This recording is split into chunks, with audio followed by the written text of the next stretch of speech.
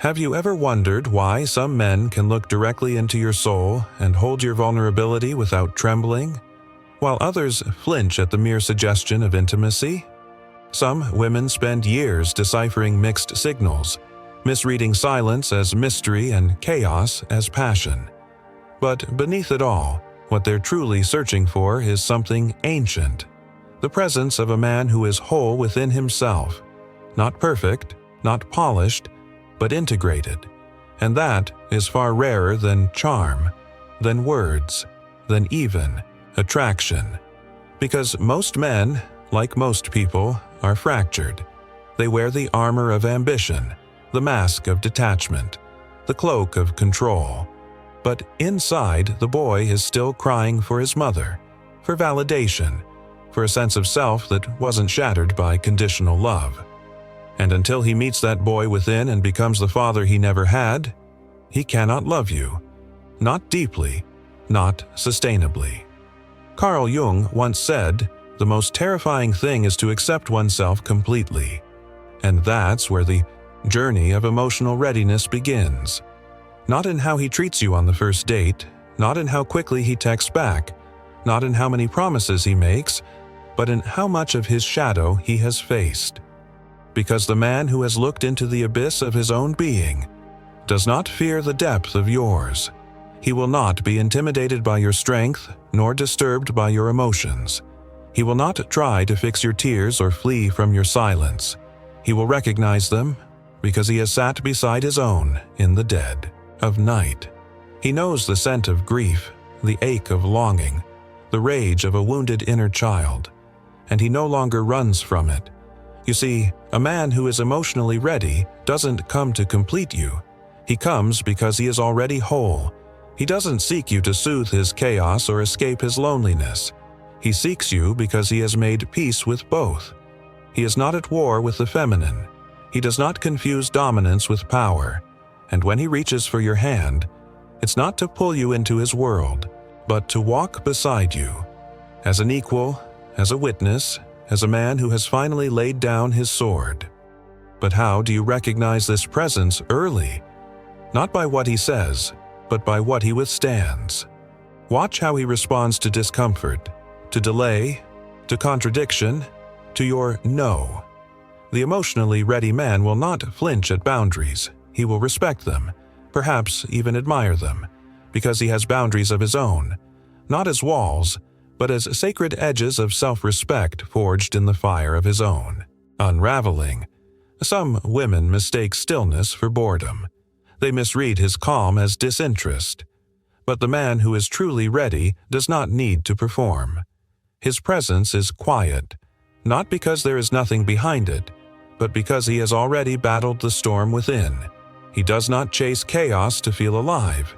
He has bled already, and now his aliveness comes from something deeper: purpose, service, devotion to something greater than ego. He is no longer addicted to the performance of masculinity. He doesn't measure his worth by how much he can conquer, possess, or impress. He no longer needs applause to feel seen, because he has looked in the mirror long enough to recognize the masks and remove them.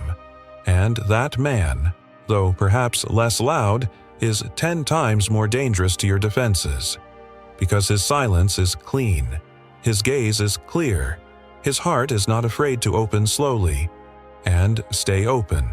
And you will feel it, not in your mind, which will still try to analyze his every move, but in your body, in the way your nervous system stops bracing, in the way your breath deepens in his presence, in the way you stop performing femininity and simply are, untamed, unpolished, unafraid. That is the greatest sign of all, when your body no longer contracts in anticipation of abandonment. Because here's the truth you were never taught. A man's emotional readiness is not just about him, it's about what he activates in you.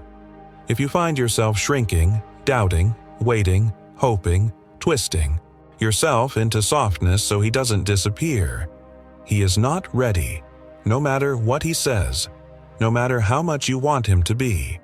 And yet, So many women betray their intuition in the name of hope.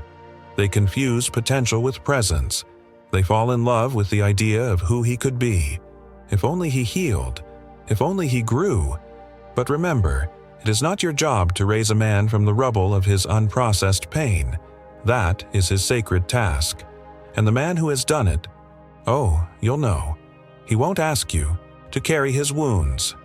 He'll carry yours gently, only when invited, because he knows the weight, and he respects it. He will not rush to rescue you from your pain, not because he is indifferent, but because he understands that true love does not interrupt the sacred alchemy of your becoming.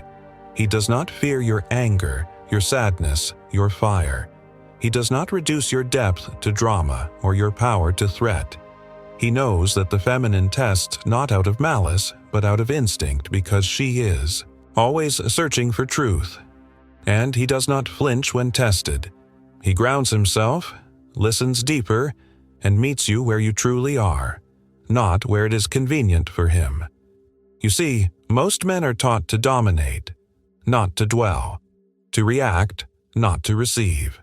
They were not raised to hold space, but to fill it, with noise, with ego, with avoidance disguised as strength. They were rewarded for suppression, for silence, for achievements that built thrones but buried their hearts. And unless a man has deliberately unlearned all of that, he will not meet you with presence. He will meet you with projection. He will call you too much when he has yet to confront the parts of himself he deems unacceptable. He will call you confusing when he is unfamiliar with his own emotions. He will retreat, not because you are frightening, but because the mirror you hold is too honest, and his inner child is not yet ready to look. This is the essence of Jung's shadow, the parts of ourselves we repress, disown, or exile because they don't align with our self-image. Most men's shadows are filled with vulnerability, need, confusion, desire to be seen, to be nurtured, not as men, but as wounded boys. Until they acknowledge those parts, they will seek women not to love, but to complete the fantasy of being cared for without ever having to reveal their weakness. But the emotionally ready man has made the journey. He has faced his demons not because he was forced to, but because something in him refused to remain, unconscious. He has entered solitude not as a punishment, but as a crucible. He has embraced stillness as a teacher. He has mourned what he lost, forgiven what broke him, and now walks without the need to prove anything. This is why, when he speaks, he does not manipulate. When he listens, he does not plan his reply. When he disagrees, he does not diminish. And when he chooses you, it is not a possession, it is a recognition. He sees your soul not as a conquest, but as a cathedral. He does not rush to kiss your body before he has sat with your mind. He knows the value of emotional intimacy, because he has learned that it is not softness that weakens a man, but dishonesty with his own heart. The emotionally ready man does not idolize independence to the point of isolation. He knows how to ask for help. He knows how to receive love, not just give it on his terms. And, perhaps most powerfully, he knows how to apologize without collapsing into shame. He doesn't defend his ego at the cost of your peace. He doesn't gaslight to avoid accountability. He does not weaponize silence. When he's wrong, he says it, not to win you back, but because truth is his new currency. There is a steadiness in such a man, a quiet power that doesn't need a stage. His masculinity is not brittle. It bends, it breathes, it evolves. He is not threatened by your independence because he is not threatened by your difference. He doesn't need to be your world. He wants to orbit beside you, each of you whole, each of you sovereign, each of you free. And you, woman of instinct, you will know. You'll know it in the absence of confusion, in the ease of expression, in the gentle unfolding of your nervous system when his energy enters the room. He will not keep you guessing. He will not push and pull. He will not play the game of withholding to preserve power, because he doesn't see love as power. He sees it as partnership, sacred, equal, and earned through daily reverence. But make no mistake, this man did not arrive here unscarred. He carries pain, yes, but it is integrated, not festering in silence or seeping into sabotage. He has mourned, he has raged, he has grieved the man he used to be. And in doing so, he became someone new, someone who can see you not as an extension of his worth, but as a companion in becoming. And here is where the paradox lives. The more healed he becomes, the less he needs you to heal him. And yet, the more capable he is of walking beside you through yours. He is not your fixer, nor are you his salvation. You are mirrors, each holding the other in dignified truth, refusing to collapse into codependence, rising instead into sacred autonomy. This is what readiness looks like. Not perfection, not invulnerability, but inner alignment, emotional responsibility, willingness to be uncomfortable in the name of truth, and the discipline to choose love, not from need, but from depth. He has learned that true masculinity is not in domination, but in devotion. Devotion not to a person, but to integrity, to consciousness, to the quiet courage of sitting in the storm without reaching for escape. He has stopped blaming others for the way he feels. He no longer expects a woman to mother the emotional labor he refuses to do.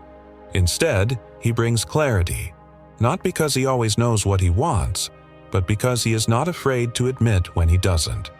This is the man who will tell you when he's afraid, who won't hide behind silence or performance, who doesn't leave when things get hard, but stays, not as a martyr, not as a savior, but as a man who understands that love without presence is just another form of absence.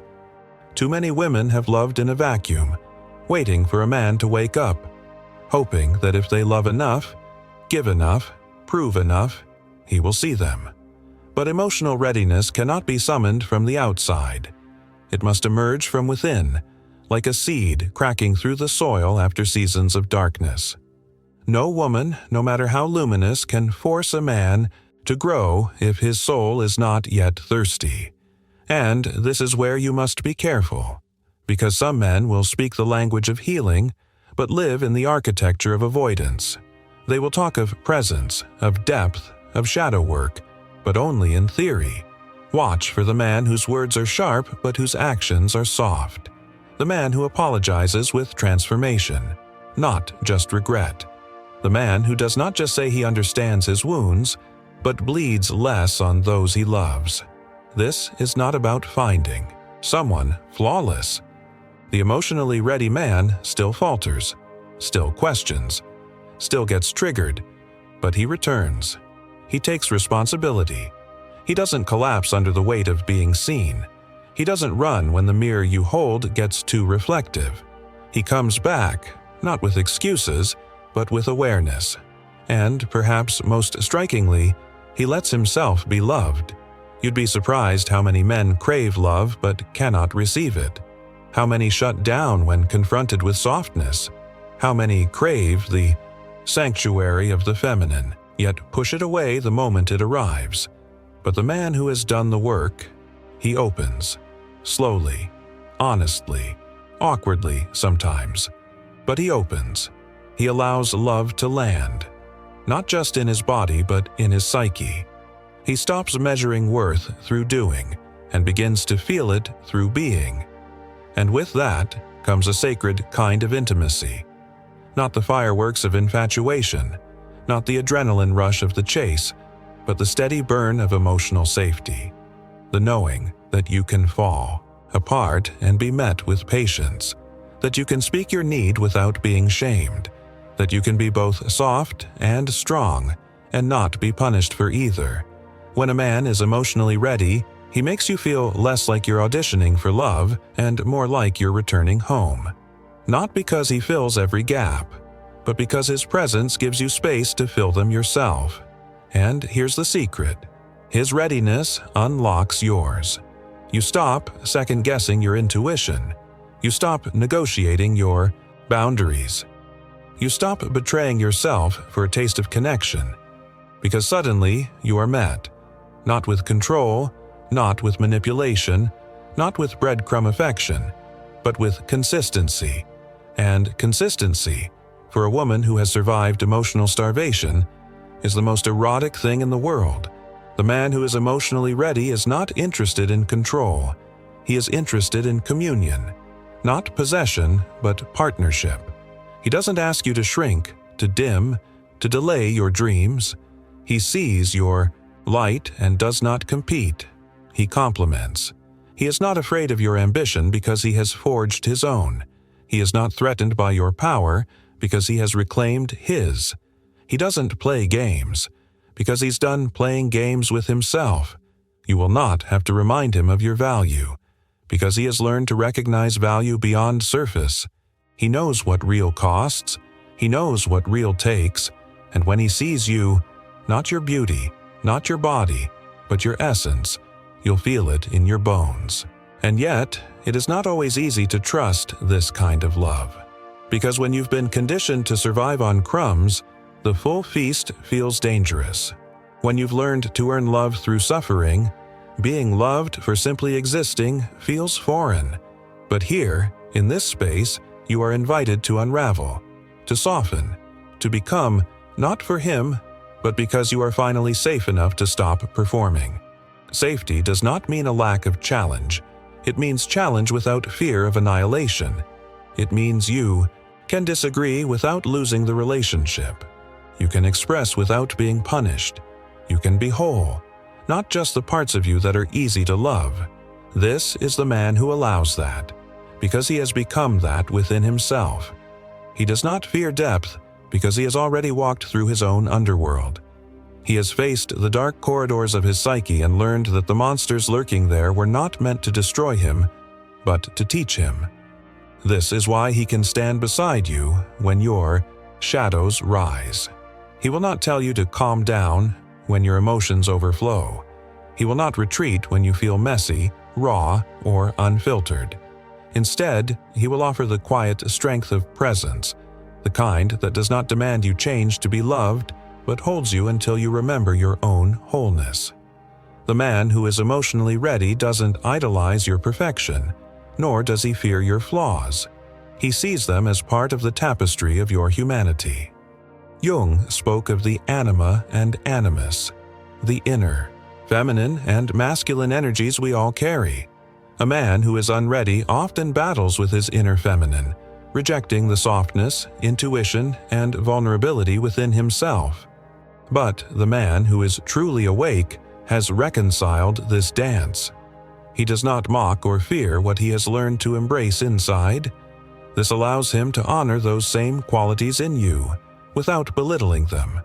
And yet, many women do not recognize this man when he appears, not because he is invisible, but because he does not arrive with the fireworks of chaos. He does not trigger the same addictive highs and lows that wounded men often do. His love is not a roller coaster. It is a river, steady and deep. It is not the thrill of being chosen in moments of scarcity, but the quiet certainty of being cherished every day. This steadiness might feel unfamiliar at first. It might even feel boring if you have been conditioned to associate love with turbulence. But it is here, in this calm, that real passion takes root. It is here that your nervous system begins to heal.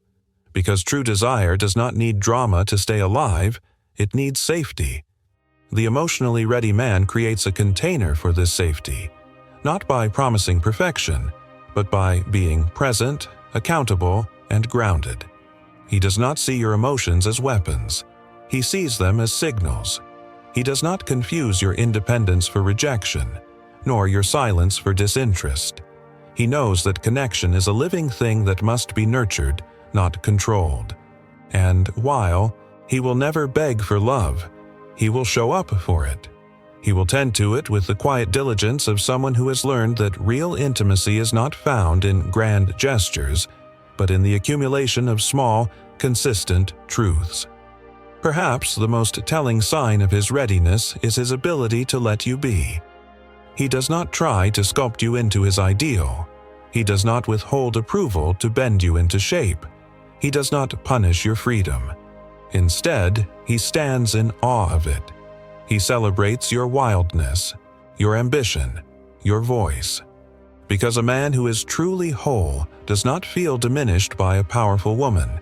He feels expanded by her presence. But here is where you must challenge yourself.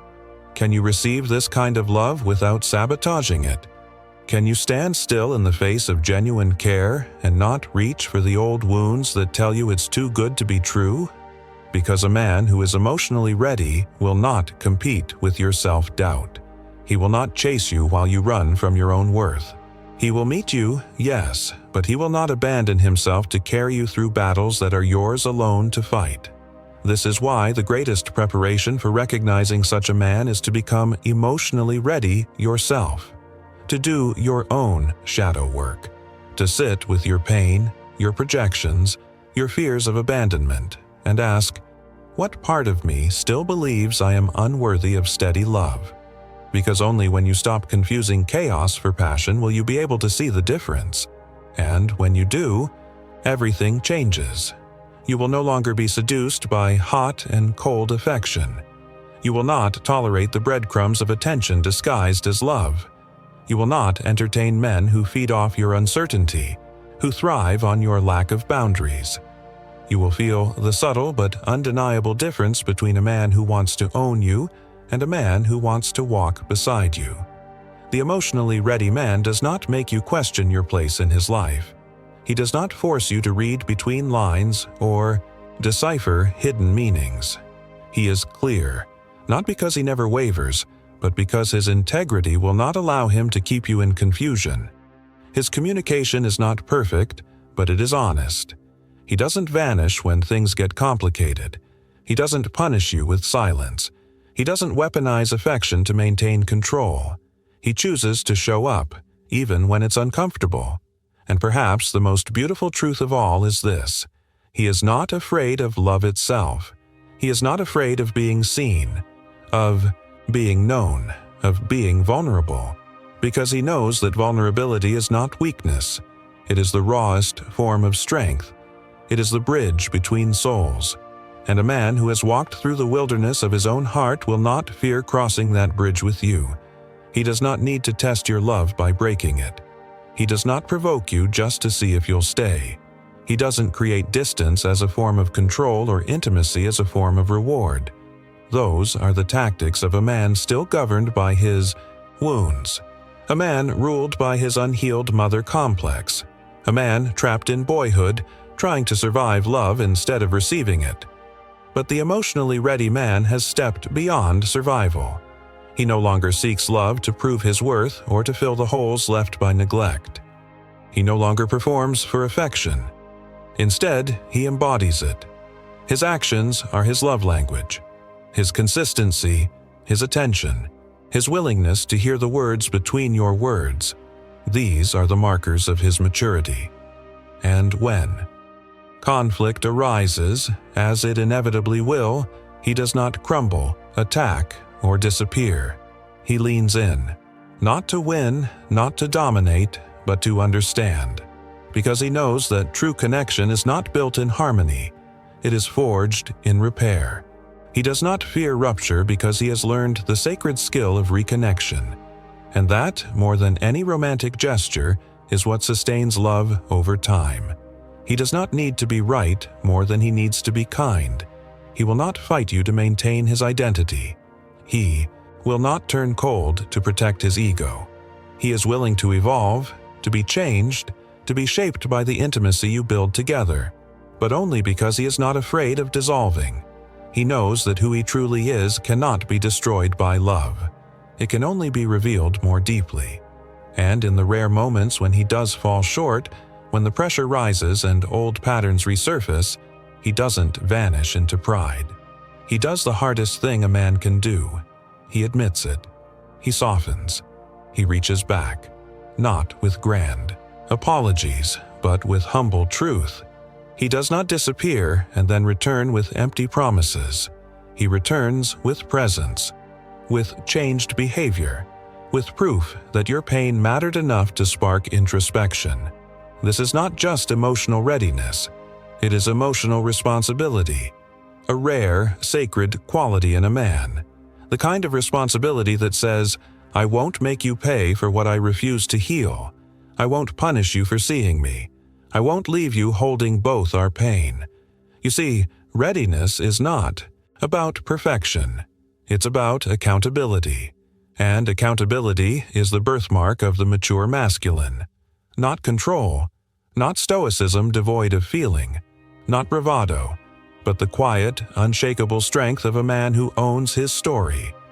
And what is most striking, what your soul will sense long before your mind understands, is that he doesn't just see you, he allows himself to be seen, fully, without the armor, without the script, without the carefully rehearsed identity.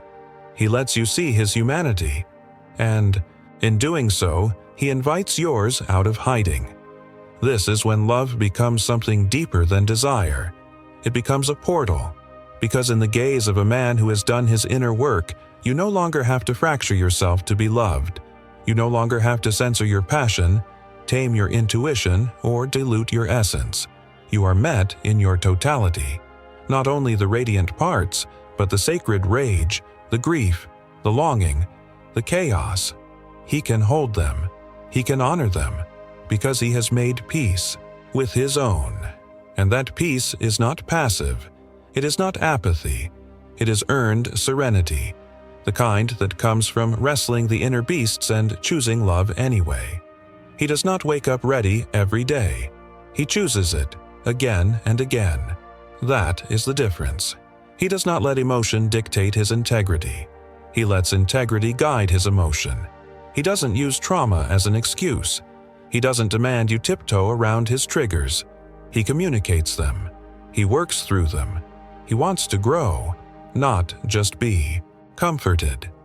He desires expansion, not control, evolution, not repetition. And you, when you find yourself in his presence, you begin to blossom in ways you didn't know were waiting. Not because he completes you, but because his steadiness reflects your readiness to receive. You begin to feel what it's like to be mirrored without distortion, held without projection, desired without demand. You begin to see that love was never supposed to be about earning. That being chosen isn't the prize. Being seen is. And in his gaze, you are seen. No longer reduced to your beauty. No longer worshipped for your potential. No longer feared for your power. Simply, fully, finally, seen. This kind of love does not create dependency. It breeds freedom. Because when two whole people meet, love becomes an act of celebration, not survival. You begin to understand that love isn't meant to imprison, but to liberate. That devotion doesn't mean losing yourself in someone. It means finding more of yourself reflected in the eyes of someone who never asked you to shrink. The emotionally ready man doesn't need your obedience. He values your truth. He does not worship the idea of you. He cherishes the realness of you, the parts you once thought unlovable. And this is where your healing completes its arc, not because he saves you, but because he holds the mirror long enough for you to save yourself. To remember the woman you were before you twisted into knots trying to be chosen. To remember the power that existed before the heartbreaks, before the compromises, before the betrayals that taught you to guard your softness like a liability. Now, in the presence of a man who does not weaponize your openness, you begin to breathe differently, deeper, freer. You stop performing love and start living it. And it is here, not in the grand gestures or the poetic words, but in the quiet moments, the way he listens, the way he respects your no, the way he shows up without being begged, that you realize you are safe. Not in the way you imagined safety once meant. Safety from loneliness, from being abandoned, from being forgotten, but a deeper kind. The kind that makes your inner child stop bracing. The kind that makes your nervous system hum in harmony. The kind that doesn't just protect you from harm, but invites you to rest, to rise, to root. Because this man, This rare man does not define you by your trauma. He doesn't rescue you from it either. He simply makes room for all of you to exist. He offers something more powerful than fantasy, reality held in reverence. And that reality, in all its mess and beauty, becomes the foundation for something most women have only read about, dreamed about, or briefly tasted before it slipped away. A love that doesn't require losing yourself. A love that doesn't punish you for being human. A love that grows because of truth, not in spite of it. But let this be clear. To attract a man who is emotionally ready, you must stop chasing the ones who aren't. You must stop translating chaos as connection. You must stop bending your boundaries into bridges for men who refuse to walk toward their own wholeness. You must choose yourself so fiercely that you are no longer willing to settle for being seen halfway. Because the woman who knows her worth does not water herself down for temporary comfort. She does not sacrifice peace for potential. She does not confuse longing with love. She trusts that the right man, the ready man, will not need to be convinced. He will recognize her, immediately, profoundly, irrevocably. And that man will not make her prove her value. He will reflect it. He will match her energy, not drain it. He will hold space, not steal it. He will meet her in the field beyond games, beyond power struggles, beyond illusions, where love is not a battlefield, but a sanctuary. And perhaps the greatest gift of all, when a man is emotionally ready, he frees the woman to finally stop trying to be lovable, because he already sees. She is. The chase ends. The confusion ends. The aching question, "What am I doing wrong?" ends. And in its place, clarity, stillness, love, not the fantasy of it, but the real thing, earned, rooted, alive. The woman who knows her worth doesn't chase, she chooses.